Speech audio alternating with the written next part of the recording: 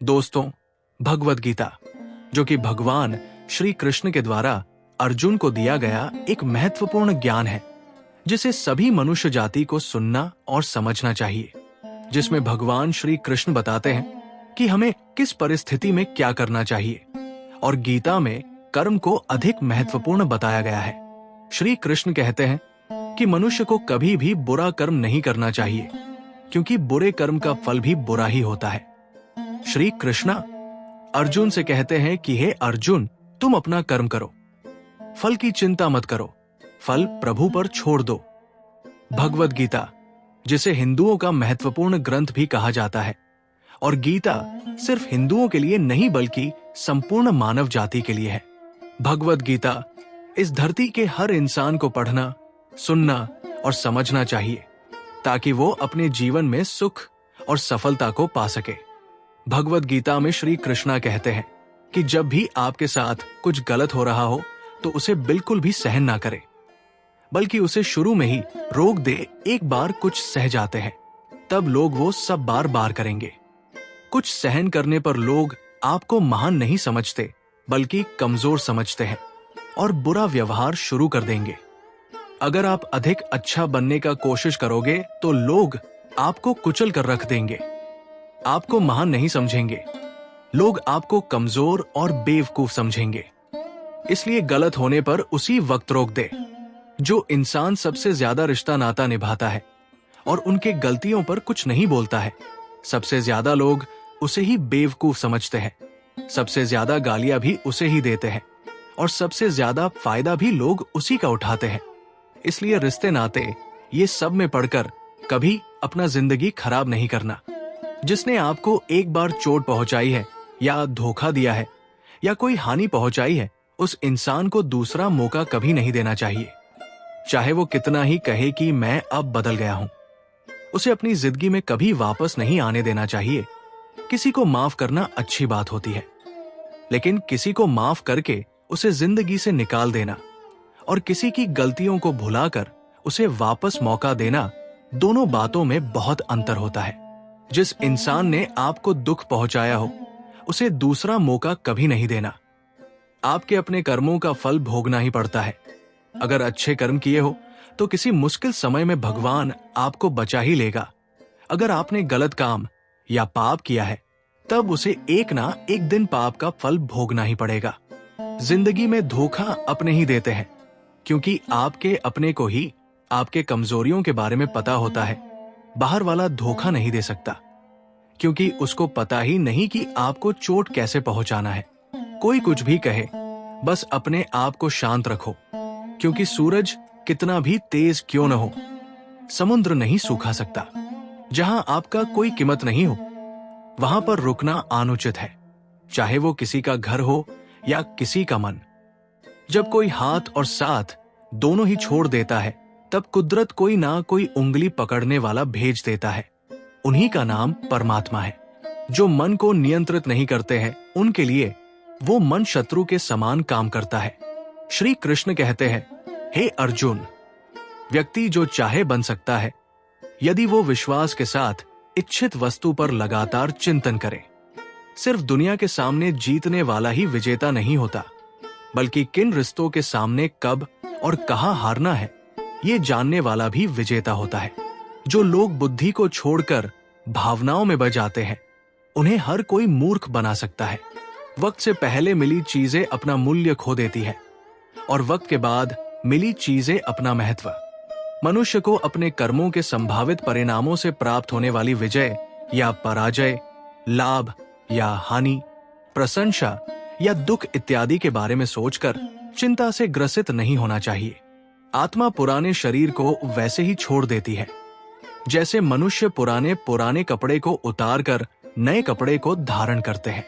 जैसे जल में तैरती नाव को तूफान उसे लक्ष्य से दूर ले जाता है, वैसे ही इंद्रिय सुख मनुष्य को गलत रास्ते की ओर ले जाता है। आपका विश्वास एक पर्वत को भी खिसका सकता है, लेकिन आपका मन का संदेह दूसरा पर्वत खड़ा कर सकता है। हमारा खुद पर विश्वास होना बहुत ही जरूरी है, क्योंकि हम अपने रास्ते पर खुद चलते हैं। वक्त कभी भी एक जैसा नहीं रहता है, उन्हें भी रोना पड़ता है। जो बेवजह दूसरों को रुलाते हैं। अपनी इच्छा शक्ति के माध्यम से अपने आप को नई आकृति प्रदान करें। कभी भी स्वयं को अपनी आत्म इच्छा से अपमानित न करें। इच्छा एक मात्र स्वयं का मित्र होता है और इच्छा ही एक स्वयं का शत्रु है। अपनी पीड़ा के लिए संसार को दोष मत दीजिए। अपने मन को समझाओ। तुम्हारे मन का परिवर्तन ही तुम्हारी दुख का अंत है। श्री कृष्ण कहते हैं कि खुद को कमजोर कभी नहीं समझना चाहिए। अगर आप गिरते हो तो उठने का प्रयास करो। लड़ो, पूरी निष्ठा से अपना कर्तव्य करो, अपना कर्म करो। बाकी सब मुझ पर छोड़ दो। हो सकता हो कि हर दिन अच्छा ना हो, लेकिन हर दिन में कुछ ना कुछ अच्छा जरूर होता है। धैर्य रखिए। कभी कभी आपको जीवन में सबसे अच्छा पाने के लिए सबसे बुरे दौर से गुजरना पड़ता है। रोना बंद करो और अपने तकलीफों से खुद लड़ना सीखो, क्योंकि साथ देने वाले भी श्मशान से आगे नहीं जाते। समय जब न्याय करता है तब गवाहों का आवश्यकता नहीं पड़ता है।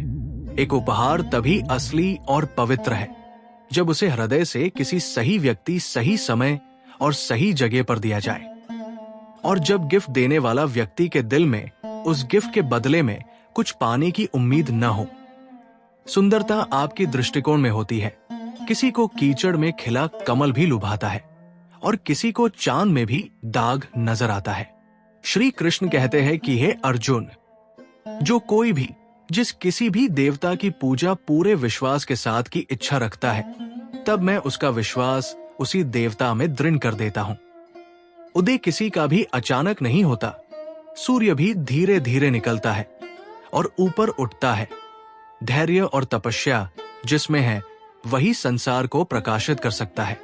श्री कृष्ण कहते हैं कि हे अर्जुन, जो व्यक्ति अपने समान सर्वत्र सम देखता है, चाहे वह दुख हो या सुख हो, वो परम योगी माना जाता है। अहंकार और संस्कार में फर्क है। अहंकार दूसरों को झुकाकर खुश होता है, संस्कार स्वयं झुककर खुश होता है। सेवा सबकी करो, मगर आशा किसी से मत रखो, क्योंकि सेवा का सही मूल्य ईश्वर ही दे सकते हैं। जब सत्य से असत्य की लड़ाई होगी तो सत्य अकेला खड़ा होगा और असत्य की फौज लंबी होगी, क्योंकि असत्य के पीछे मूर्खों का झुंड भी खड़ा होगा। अकेले रहना तुम्हें यह भी सिखाता है कि वास्तव में तुम्हारे पास स्वयं के अलावा और कोई भी नहीं है। जब परिवार के सदस्य अप्रिय लगने लगे और पराये अपने लगने लगे तो समझ लीजिए विनाश का समय आरंभ हो गया है। क्रोध आने पर चिल्लाने के लिए ताकत नहीं चाहिए, लेकिन क्रोध आने पर चुप रहने के लिए खूब ताकत चाहिए। जो आपका है वो आपको मिलकर ही रहेगा, चाहे फिर उसे छीनने के लिए पूरी कायनात एक हो जाए। प्रेम शरीर की सुंदरता को देखकर नहीं होता, प्रेम तो हृदय से होता है। जहां दो हृदय मिल जाए वही प्रेम का जन्म होता है। किसी भी व्यक्ति को अच्छे से जाने बिना दूसरों की बातें सुनकर उसके प्रति कोई धारणा बना देना मूर्खता है। अगर साफ नियत से मांगा जाए तो ईश्वर नसीब से बढ़कर देता है। जब भी विनाश होने का प्रारंभ होता है, शुरुआत वाणी के संयम खोने से होता है। जीवन में सब कुछ खत्म होने जैसा कुछ भी नहीं होता। हमेशा एक नई शुरुआत हमारा इंतजार कर रही होती है। जीवन में यदि खुश रहना है तो अधिक ध्यान उस चीज पर दे जो आपके पास है, उस पर नहीं जो दूसरों के पास है। विपत्ति में धैर्य, वैभव में दया और संकट में सहनशीलता ही श्रेष्ठ व्यक्तियों की लक्षण है। जो व्यक्ति स्पष्ट और सीधी बात करता है उसकी वाणी कठोर जरूर होती है, लेकिन वो कभी किसी के साथ छल नहीं करता। जो अच्छा लगे उसे ग्रहण करो और जो बुरा लगे उसका त्याग।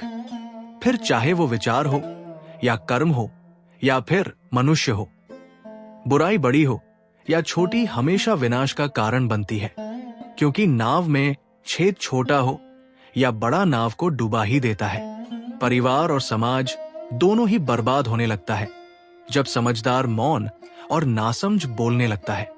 किसी से भी हद से अधिक मोह नहीं करनी चाहिए। जिससे भी सबसे अधिक मोह लगाओगे एक दिन वही सबसे अधिक दुख देगा। जब उम्मीद टूटने लगे और कोई रास्ता दिखाई ना पड़े तो एक बार भगवत गीता की शरण जरूर ले लेना चाहिए। श्री कृष्ण कहते हैं कि तुम्हारा अधिकार केवल कर्म करने में है उनके परिणाम और फलों में नहीं। इसलिए हे अर्जुन, तुम कर्म फल के चक्कर में मत पड़ो। तुम बस कर्म किए जा, फल का चिंता मेरे ऊपर छोड़ दो। जो जैसा कर्म करेगा मैं उसको वैसा ही फल दूंगा। दोस्तों, उम्मीद है आपको आज का वीडियो पसंद आया होगा। ऐसे ही और वीडियो के लिए प्लीज वीडियो को लाइक और शेयर भी कर दीजिएगा।